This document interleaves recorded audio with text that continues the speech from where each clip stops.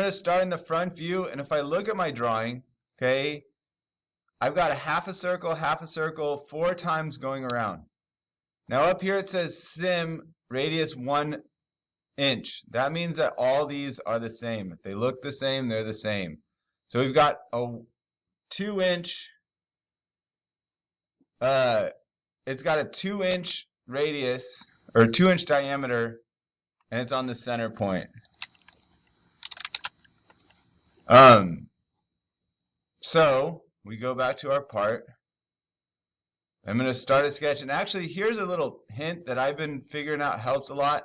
After I make my first shape, I've been going and turning off the main planes because it just keeps me from accidentally clicking on the plane that I don't want. So you just click on the eyeballs, turn them off. Now that you have your face, you shouldn't really need your main planes anymore. So I'm going to start a sketch on the first one, and the first one's easy.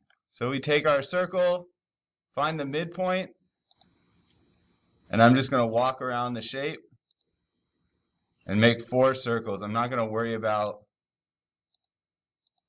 dimensions yet. Just constrain them to the center point. Then I'm going to take my equal constraint, and I'm going to equal all of them. Ooh. I'm going to say this one's equal to this one, this one's equal to this one, this one's equal to this one. So now I've got 4. I'm going to dimension this to 2. And extrude them. I'm going to remove and choose through all. So that goes all the way through. Alright? So that's my front view. Now if I go to my right view or my top view, it's the same thing. So I just got to repeat that, but it gets a little more challenging finding the center point.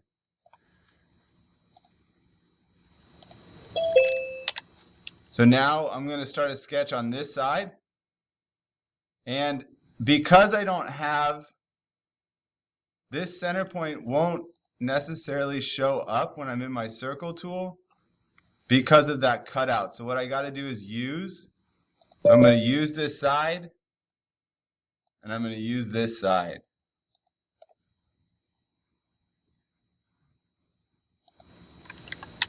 Now I have my lines, and the other one should work, so I'll go back to my right view. I'm doing the same thing with the circles. So midpoint, but here I can actually go to that point, and it's going to make it the same size. So that made it diameter of 2. So I can use the geometry from the one before, and then I can use the equal constraint again, and I can make these equal to the one that's constrained to that. And now extrude. So I only really need the half circles. Choose remove, and then through all. So I'm almost done, but if I look at my top view, I need to do that on the top view, so I'll start a sketch on the top view. And this time, I'm going to go around and project one of these little shapes on each side. And that gives me the center points. So I can take the center line. What's up, Isaiah? And go to each one. You can just go to your normal computer.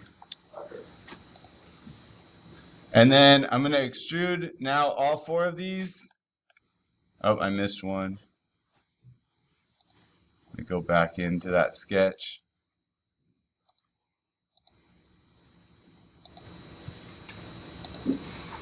And back into the extrusion, and I'll choose remove and through all. Make sure it cuts through my shape. Now I've got that. So repetitive, good practice for projecting geometry. So go ahead,